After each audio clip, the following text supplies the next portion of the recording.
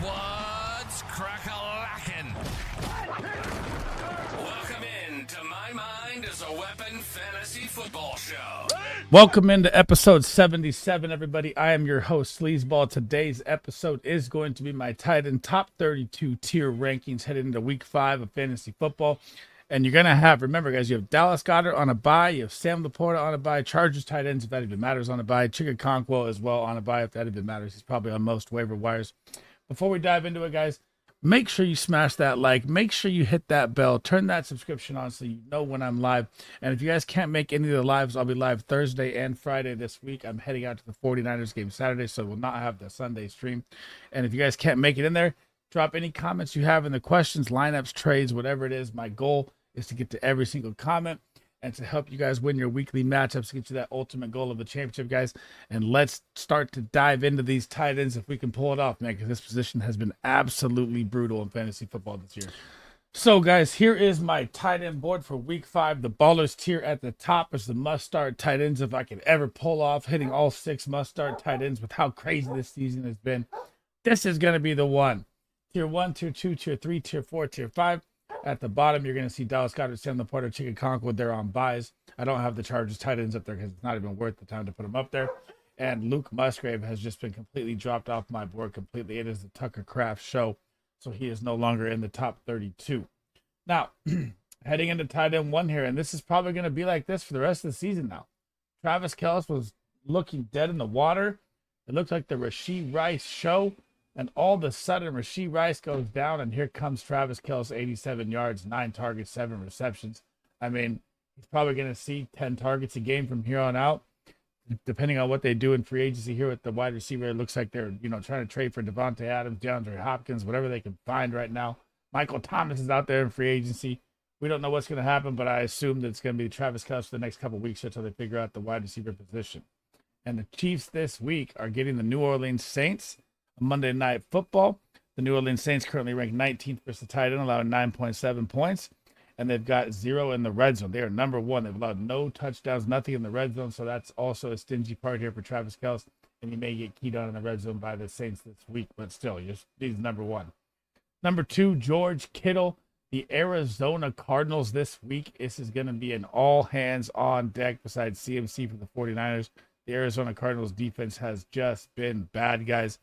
But on the plus side, they're number 9 versus the tight end, 7.4 points allowed, 0.4 in the red zone 0.5 in the red zone, ranking 14th, and they allow 40 yards to the position weekly.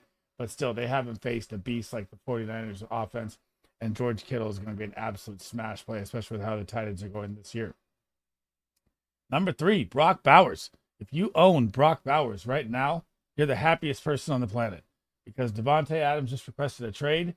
And that is just going to open up the floodgates for Brock Bowers for the rest of the season. And this guy has been on an absolute tear. The matchup he gets this week, though, Denver Broncos, man. The Denver Broncos defense has been lights out. But this is kind of their weak spot if they have one. If you want to say that, they rank 18th versus the tight end, allowed 9.7 points. They've given up 2.3 in the red zone. They really struggle in the red zone. So they rank 24th in the red zone. They only give up 34.2 to the position.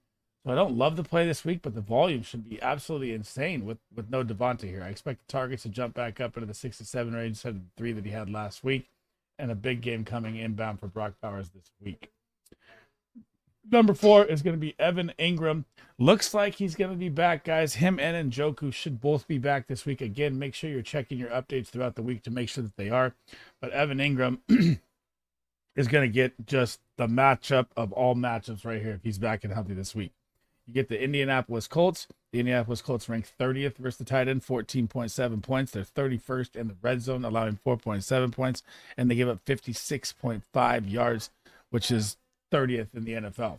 So this matchup right here, if he's out there, oh my, this is a smash Evan Ingram game right here.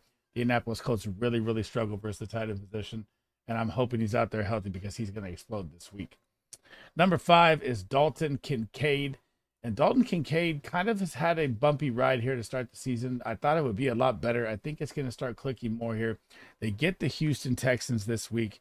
The Houston Texans are very good versus the tight end still. They rank 3rd. They give up 5.2 points per game. They give up 1.8 in the red zone. That ranks 17th. And they give up only 12.2 yards per game at the tight end position. but they also haven't played a tight end like Dalton Kincaid, who lines up everywhere, not just a tight end. So I really love the play here for Dalton Kincaid this week in a possible shootout game, and I expect the Bills to bounce back after their ugly, ugly showing against the Ravens. I couldn't believe that happened. Number 6 was my favorite tight end to draft on the season. It was freaking Fergalicious Jake. He is absolutely Dak's boy. The targets are insane through the roof. And now he gets in a matchup this week up against Pittsburgh at Pittsburgh, which is a rough matchup. But if there is anything good to say about playing the Pittsburgh Steelers defense, it is their weak spot is tight end. They rank 17th, giving up 8.6 points per game. And in the red zone, they're 30th. They give up 4.2. So this is a very big chance for Jake Ferguson to find a red zone touchdown in this game, because this is where the Steelers struggle, is the red zone versus the tight end. So I have him in my ballers tier at number 6 this week. Number 7, Pat Freiermuth is picking up steam with Justin Fields, guys. He is looking like a tight end that is startable weekly here. I mean, if you're just looking at sheer volume, he's had 12 targets in the past 2 games, 9 receptions, finally found the end zone last week with a 16-point game. And now you get the Dallas Cowboys this week at home. Dallas Cowboys are still very good versus the tight end, though. They rank 4th, giving up 5.3 points. They've allowed no touchdowns, no red zone points. So it's a very tough matchup. But just on volume and how bad the tight end position has been for targets, I'm going to put Pat Freiermuth at 7 because the connection with Fields is getting solid. Number 8 was my tight end 1 last week, who had a perfect matchup versus the Saints and just dropped a goose egg. Just absolutely pooped himself. Kyle Pitts, the roller coaster ride is on. And the matchup Thursday versus Tampa, on paper, looks like a good matchup. But Tampa is middle of the road, 13th, 7.8 points per game. They've given up 0.5 in the red zone, ranking 12th, 38 yards on the season at the tight end position.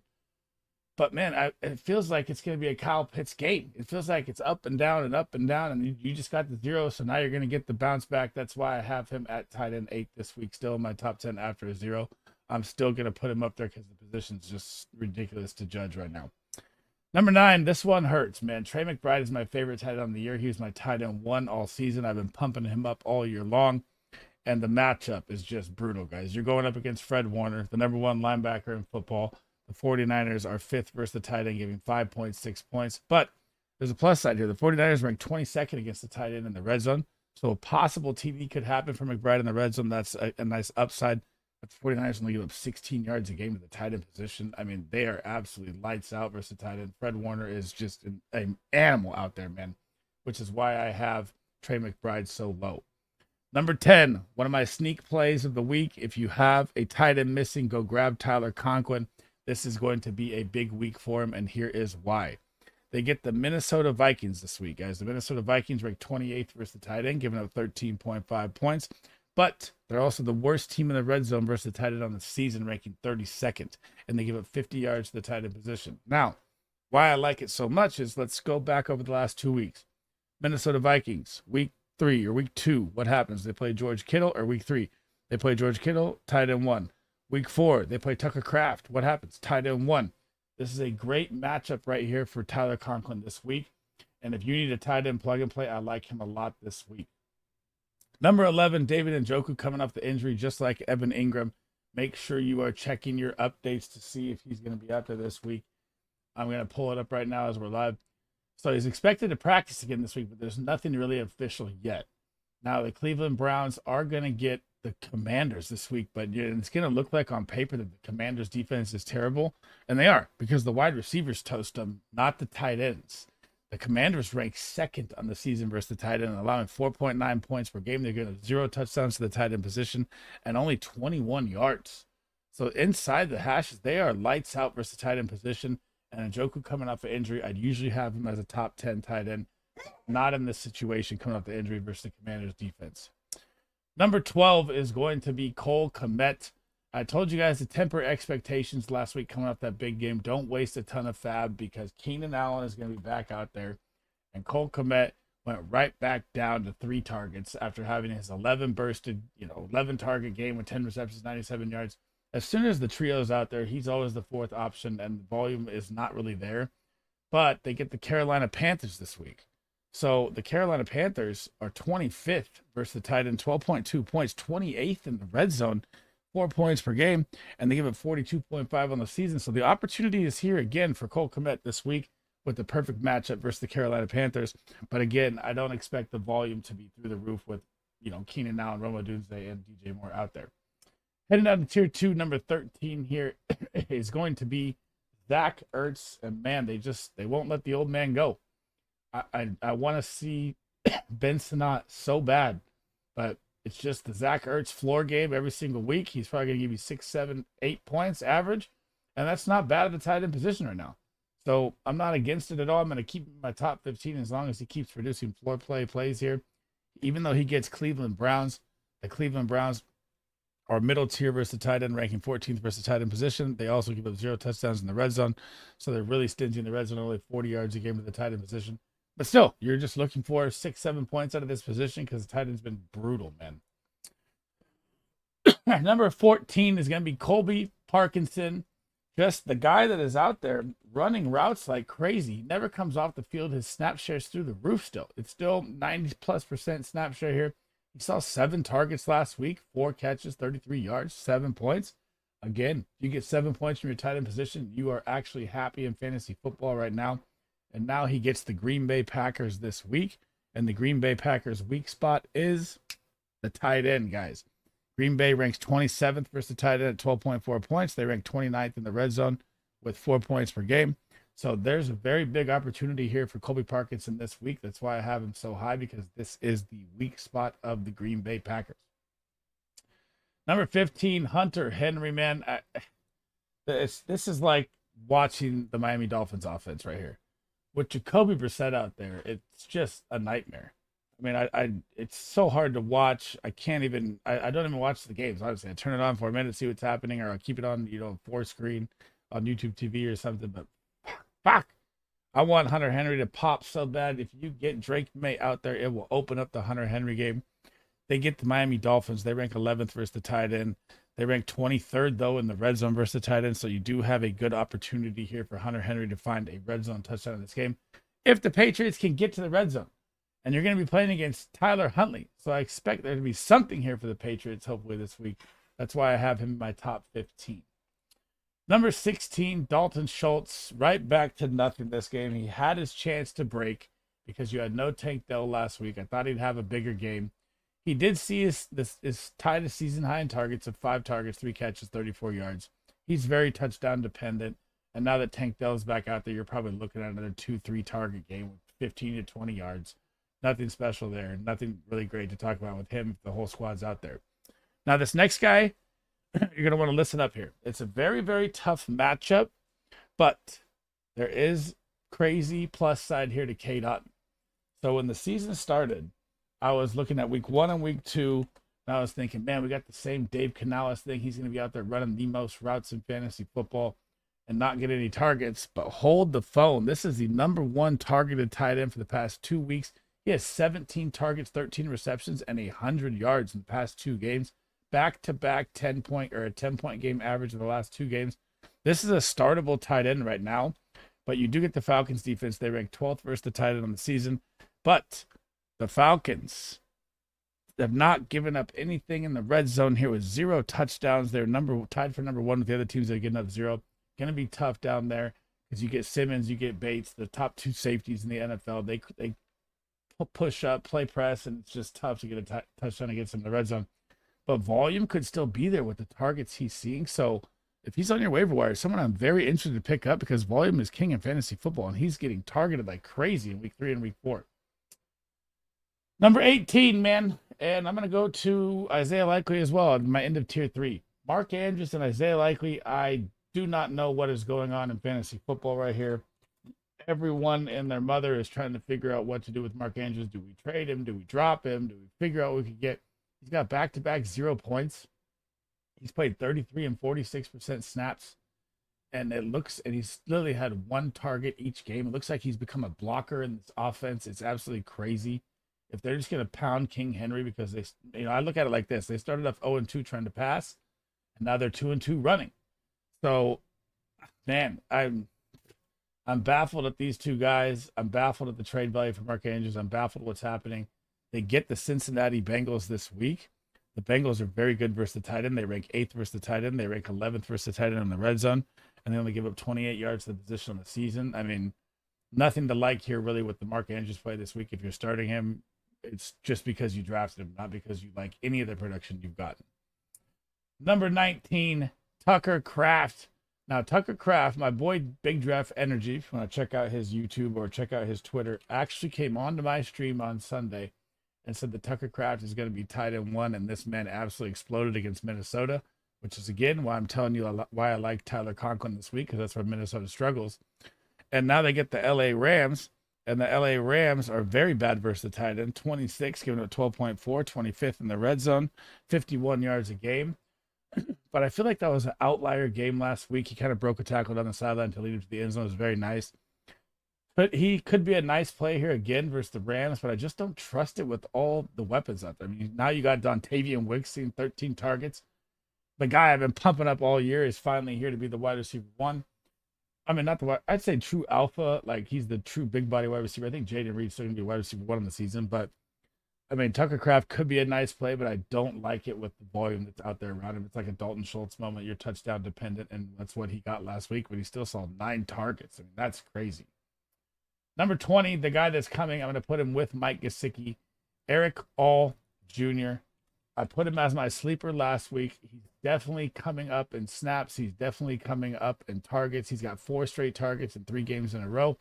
He's had over 25-yard average over 3 games as well, which is not bad for a tight end position. Get you 6-7 points. I mean, like I said, that's all you're really looking for in a tight end. But man, he looks like one of the big steals of the draft here.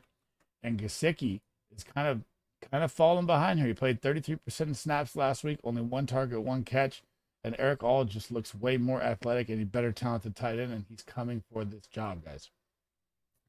Taysom Hill is going to be ranked at 22 for me. And I know I said last week it's going to be a dart throw joker play. He got 2 rushing touchdowns, but he got hurt in the game.